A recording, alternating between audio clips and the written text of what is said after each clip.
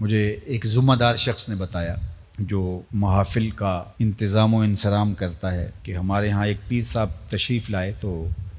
ہم نے ان کو کہا کہ آپ بر وقت تشریف لے آئیے گا، لیکن وہ دیر سے آئے تو ہم نے ان کو بڑا زور دیا کہ محراب کے پچھلے جانب سے جو عقبی دروازہ ہے اس سے آپ اندر تشریف لے آئیے تاکہ تقریر واز نعت جو بھی چل رہا ہے اور پھر اتنے لوگوں کا ہجوم ہے تو آپ گزریں گے۔ تو وہ نہیں مانے، انہوں نے کہا نہیں میں تو ادھر سے آؤں گا، اور پھر وہ جو ہے وہ دروازے سے مین دروازے سے داخل ہوئے اور پھر لوگ کھڑے ہو گئے اور پھر نعرے اور لوگ ایک دوسرے کے اوپر گر رہے ہیں اور بوڑھے آدمی نیچے آ رہے ہیں اور وہ آہستہ آہستہ چلتے ہیں۔ انہوں نے مجھے بتایا کہ وہ ہولے ہولے چل رہے تھے، ہوتا نا کہ گنجائش مل گئی ہے اور لوگ ایک دوسرے کے اوپر گر رہے ہیں، کوئی بوڑھا آدمی ہے زخمی ہو جائے گا، اس کا تقدس مجروح ہوگا، لیکن وہ ہولے ہولے چل رہے تھے، وہ اس پروٹوکول کا لطف لے رہے تھے، اس پروٹوکول کا نشہ اٹھا رہے تھے۔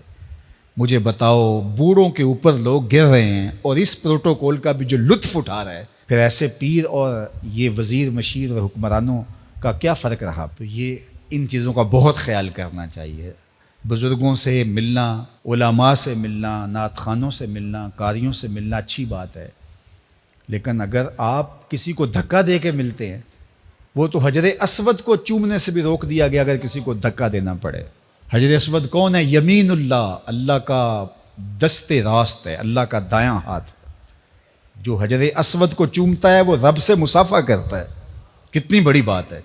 لیکن کہا کہ اگر رش ہے، کسی کو دھکا دیتے ہیں اور کسی کو تکلیف پہنچتی ہے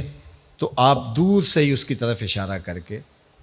جو ہے وہ استلام کر لیں، آپ رش میں نہ گھسیں۔ تو جب حجر اسود جو یمین اللہ ہے، حجر اسود کو چومنا رب سے مصافحہ کرنا ہے، تو کیا حیثیت بچتی ہے رضا ثاقب مصطفی کی، کیا حیثیت بنتی ہے قاری کی، نعت خواں کی اس کے مقابلے میں کہ آپ مسجد کا تقدس مجروح کر رہے ہیں اور پامال کر رہے ہوں، اور بوڑھے بزرگ روندے جا رہے ہوں، بچے روندے جا رہے ہوں، اور آپ آہستہ آہستہ چل رہے ہوں تاکہ پروٹوکول انجوائے کریں، یہ لطف لیں، کشید کریں مزہ۔ تو یہ بہت بری بات ہے۔ آپ اچھے مسلمان کے اچھے انسان بھی نہیں ہیں، آپ تو اپنے آپ کو شیخ المشائخ کہلاتے ہیں نا، زینت القراء ہیں، آپ تو طوطی پاکستان ہیں، آپ تو خطیب امت مسلمہ ہیں، آپ تو نابغہ روزگار ہیں، آپ تو بہت بڑے ولی ہیں، اور آپ پتہ نہیں کیا کیا ہیں وہ القاب جو آپ کے ساتھ لگتے ہیں۔ میں کہتا ہوں آپ اچھے انسان بھی نہیں ہیں۔ آپ کو پتہ ہے کس کی وجہ سے بوڑھا روندا جا سکتا ہے اور آپ کی آنکھوں کے سامنے روندا جا رہا ہے، اور آپ کی طبیعت گھٹن میں نہیں آتی، آپ کے چہرے پر پریشانی نہیں آتی کہ یہ کیا ہو رہا ہے۔ آپ آہستہ آہستہ قدم رکھتے ہیں، جس طرح قدم دکھتے ہیں اور ایسے ایسے چلتے ہیں تاکہ اس کا زیادہ سے زیادہ لطف کشید کر سکیں۔ تو صاحب آپ کو گمان ہے، آپ کے مرید کہتے ہیں کہ آپ شیخ المشائخ ہیں اور غوث اثر ہیں، زمانے کے مقتدا ہیں، اس زمانے کے سب سے بڑے آپ ہیں، لیکن یہ آپ کے مرید کہتے ہیں، آپ کہتے ہیں، لیکن میں کہتا ہوں آپ اچھے انسان بھی نہیں ہیں۔